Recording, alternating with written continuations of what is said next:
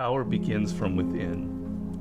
If you're aware of who you are, if you're aware of what you're good at, what you're not good at, if you're able to see how emotions kind of govern your life, if you can learn what your weaknesses are and how to control them, you can't ever get complete control, but awareness is almost enough.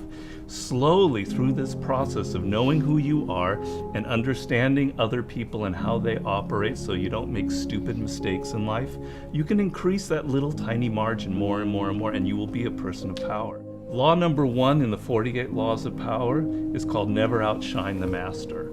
And almost every single person in the world has violated that law, myself included.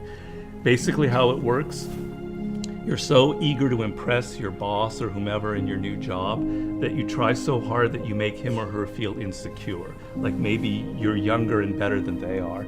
And because of that, you're fired, or something bad happens to you and you never know why. Do you think meditation is allowing you to make more interesting connections because of the quiet? Yes, I mean, I'm not going to go too deeply into this. It's a theory of creativity that's not my own, but that I use a lot in Mastery. And basically the idea is that ideas are generated in the unconscious. They're not generated consciously. Your conscious mind is very limited what you can hold in your memory. Right. But unconsciously, in your subconscious, when you're asleep, when you're dreaming, the mind is filled with thousands upon thousands of ideas and things that are there, that are lingering there. And connections are being made all of the time. And occasionally those connections float up to your conscious mind and you have a brilliant idea about how to do something. 1 out of 10 people are like great manipulators. And there just takes one person and they can ruin your life. We were born with this natural talent. Every single person is born with this talent for getting inside the minds of other people. It's something that you're not even aware of.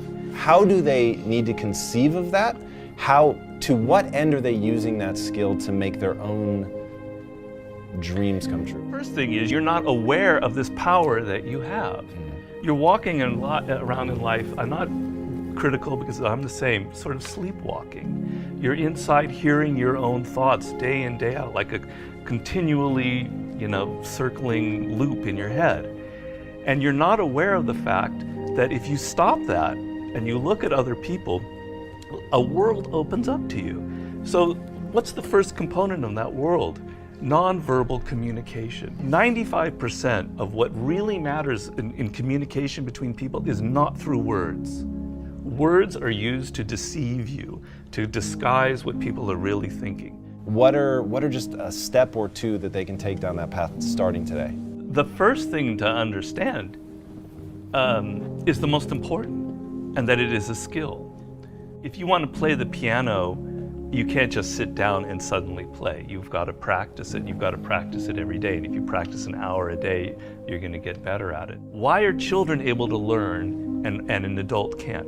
The reason is children don't think that they're superior. They don't think that they already understand the world. They're this small. They're weak. They're defenseless. They have to learn or they're going to die.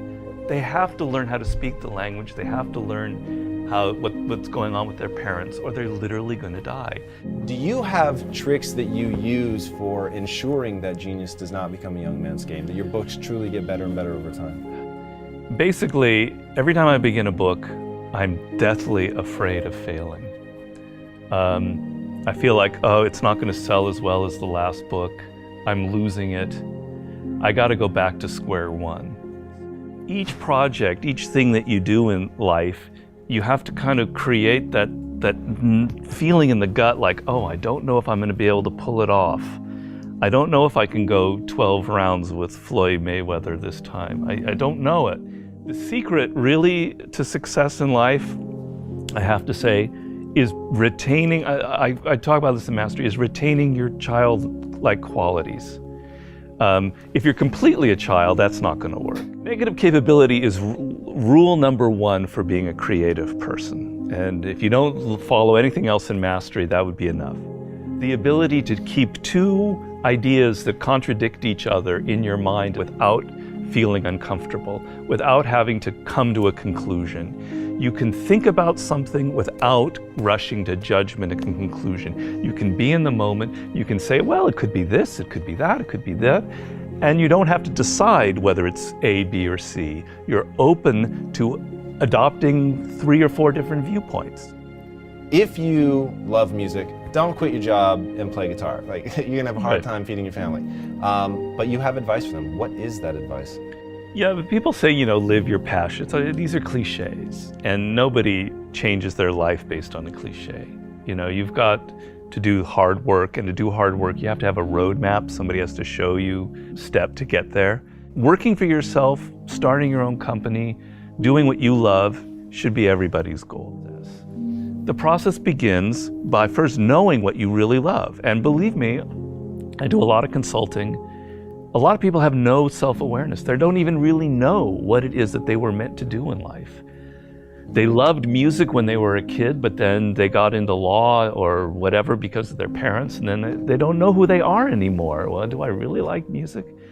You got to go through that process first of figuring out what it is that really connects to you in a deep, visceral way, what you loved when you were a kid, what still excites you.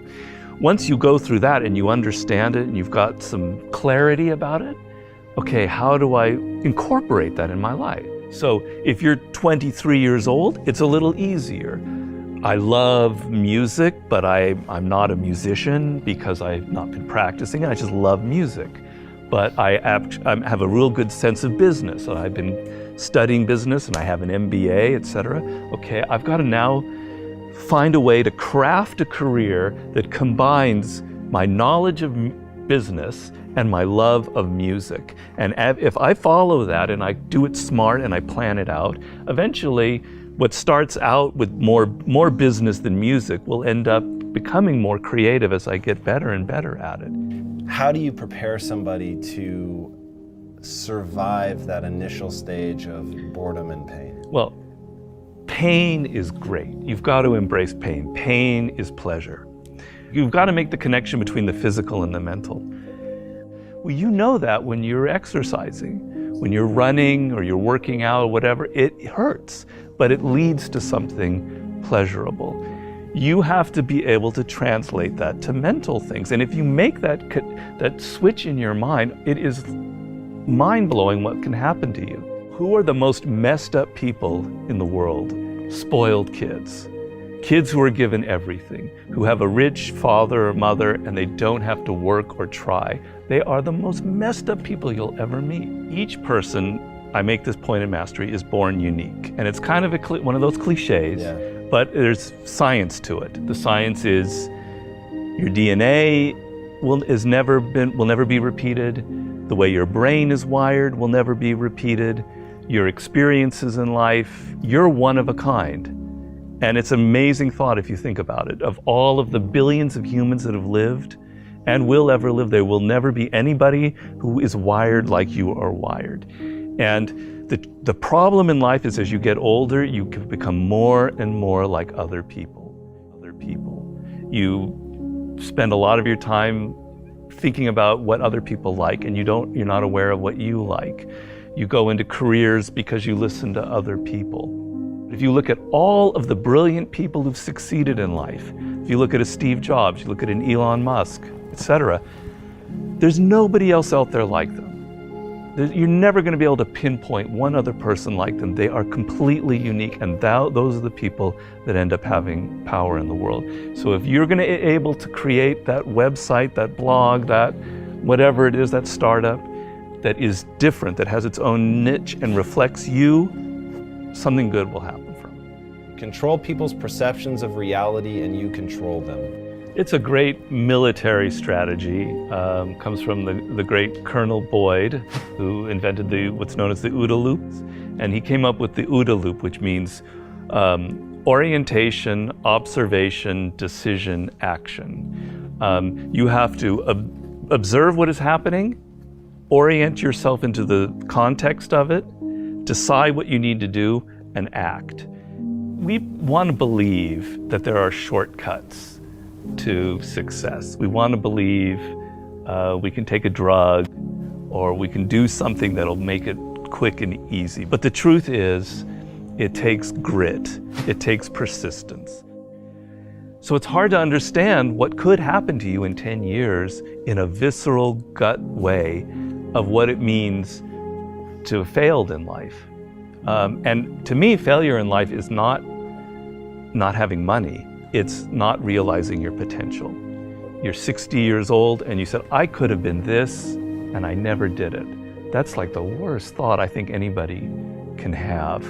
And you don't think about it in the moment because your life is okay, but you've got to wake up and understand that there's an urgency here, and that if you're not practicing something now, if you're not aware, if you don't have a path towards something better, you're rotting on the vine, and that day of reckoning will come at some point, and it will be painful. You're not going to feel it suddenly, it'll be slow, but it'll come and it won't be good. Just being aware that you now have a plan is enough to lift you out of that depression. Okay, I'm working at Burger King, but I know I'm going to get to this community college and get a degree here after I save enough money. Having a goal is like, will change you completely from being depressed or not taking care of yourself to being energized and moving in the right direction.